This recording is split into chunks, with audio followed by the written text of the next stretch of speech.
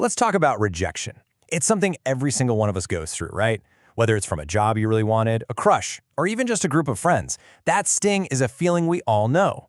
So today, we're going to dive into how we can reframe that pain and actually turn it into a powerful tool for growth. And look, let's be super clear here. That sting, it is not just in your head. As this quote from TED puts it so simply, the pain is real. But why is that? What's going on inside our brains that makes social pain feel so physical? Okay, so the science behind this is actually pretty wild. When you look at fMRI scans, they show that our brains light up in many of the exact same spots when we get rejected as when we say break a bone. That's why we use words like heartbroken or crushed, because on a neurological level, it's a very similar experience.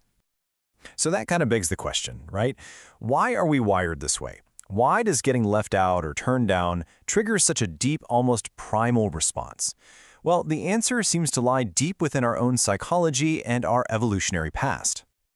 So when psychologists talk about rejection, what they're really talking about is this perception that other people just don't value having a connection with us. And here's the key thing.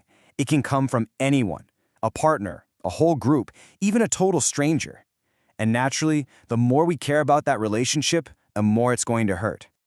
And one of the biggest theories about why it hurts so much, well, it goes way, way back. Think about it. For our prehistoric ancestors living in these tiny, tight-knit clans, getting along with the group wasn't just nice. It was literally life or death. Being part of the tribe meant you had access to food, to protection. So being picked out, that was basically a death sentence. And our brains might have just held on to that ancient warning system, which is why we're still so sensitive to rejection today. All right, so we get it. It hurts, and we've got a pretty good idea why. But what do you actually do in that moment, right after it happens? This is where having an emotional first aid kit is so important. A few immediate steps you can take to handle that first wave of pain. So here are 4 really critical first steps you can take. First things first, accept their answer. Trying to argue or change their mind is only going to make things worse. Second, get some distance. Literally walk away, or if you can't, just mentally check out for a bit to calm down. Third, and this one is huge, you have to let yourself feel it. Pushing down sadness or anger doesn't work. It just makes it worse later. And finally, go connect with your support system. Go hang out with the people who already love and accept you for who you are. You know, sometimes the simplest things can have the biggest impact, especially when rejection just knocks our self-esteem for a loop.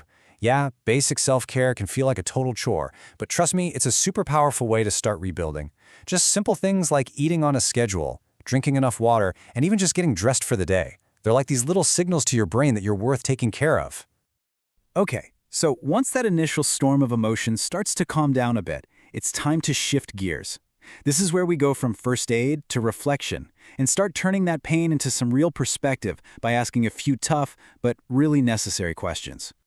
So, the first question to ask yourself is about the source. Is this person who rejected you someone who really knows you, whose opinion you genuinely value, or is it more of a loose acquaintance, or maybe even a stranger? Figuring out the source helps you decide how much weight their opinion should actually have in your life. And the next big question is, what's the real impact here? Look, it stings when a stranger doesn't laugh at your joke, for sure. But in the grand scheme of things, a week from now, a year from now, is it really going to matter? Zooming out like that helps shrink the rejection down to its actual size. Here's a fantastic little exercise you can do to put things in perspective. Because, let's be real, we have this tendency to romanticize what we can't have, right? So try this. Grab a piece of paper. On one side, write down exactly what you think you lost with this opportunity. And on the other side, list all the other ways you can get those same needs met. You might be surprised to find that what you really wanted isn't tied to that one specific person or job at all. And as you're doing that, it's so important to keep these things in mind. A lot of the time, a rejection has way more to do with the other person's needs, their preferences, their timing, and almost nothing to do with you. It is absolutely not proof that something is wrong with you. Instead, try to see it as a signal, a chance to think about what you want in your relationships and, maybe learn something from the whole experience. Okay, we've done the emotional first aid. We've gained some perspective. Now for the really powerful part. This is where we stop just coping and start using this experience as fuel.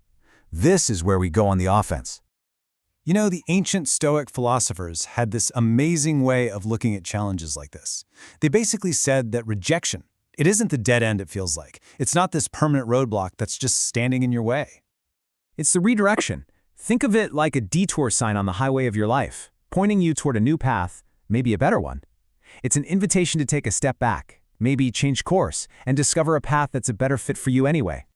And this right here really breaks down where we should be putting our energy. Look, we have almost zero control over what other people do, but our response, our growth, that's almost 100% in our hands. This is that stoic shift in thinking. Stop wasting energy on what you can't change and pour all of it into what you can. So, okay, how do we actually do this? How do we put this into practice? It starts by showing your value through what you do, not what you say. Instead of stewing in that feeling, channel that energy into something constructive, a new project, a hobby, anything. Let your results and your happiness be the ultimate response. Use this as a reason to find new goals and maybe even explore some doors you never would have thought to open before. I really want you to let this next one sink in. Your value as a person. It's constant. It doesn't go up or down based on someone else's opinion or their inability to see how awesome you are. Holding on to this truth, that is the foundation of real resilience. And I want to leave you with one last thought to chew on. Rejection feels so final, right? Like a big, fat no. But what if it's not? What if we just chose to see it a different way? What if every single no is actually clearing the path, making room for a hidden yes to something even better, something more aligned with who you really are? If you believed that, what would you do next?